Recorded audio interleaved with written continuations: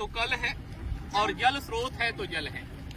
आज हम लोग 80 घाट पे हैं और आप देखें कि गंगा के उस पार हम आए हुए हैं और किस प्रकार विशाल गंगा सिमटती जा रही है और जो इतना लंबा इसका फैलाव था वो धीरे धीरे सिकुड़ता जा रहा है। उसका मूल कारण ये है कि बहुत तेजी से जल का क्षरण हो रहा है और साथ ही जो बरसाती जल है शायद हम उसको संरक्षित नहीं कर पा रहे हैं। यदि हम लोग बरसाती जलों को संरक्षित नहीं कर पाएंगे तो हमारे जो प्राकृतिक स्रोत हैं, नदी है, वो धीरे धीरे सिकुड़ती जाएगी। इसलिए आइए हम लोग आज संकल्प लें कि जो हमारे जल के स्रोत हैं, तालाब हैं, कुंड हैं, पोखरा है, नदी है, कुआं है, उसको हम संरक्षित करें, उसको स्वच्छ रखें, उसको साफ रखें, तब शायद कल के लिए हमें जल मिल पाएगा। क्योंकि आप देखें कि भिन्न भिन्न क्षेत्रों में जल की समस्याएं आ रही हैं।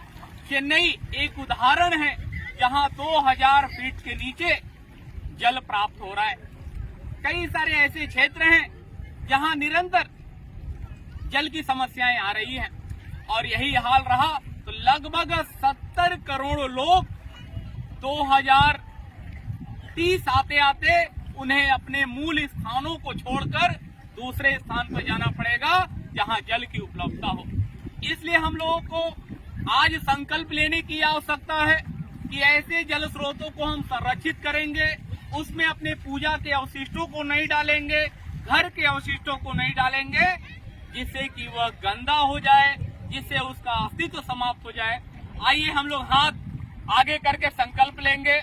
जल है तो कल है, जल है तो कल है, जल ही जीवन है, जल ही जीवन है। इसलिए आइए जल स्रोतों का संरक्षण करें, इसलिए आइए जल स्रोतों का संरक्षण करें। बहुत बहुत धन्यवाद। मैं डॉक्टर अशोक कुमार सोनकर, सहायक प्रोफेसर, इतिहास विभाग, सामाजिक विज्ञान संकाय, काशी हिंदू विश्वविद्यालय।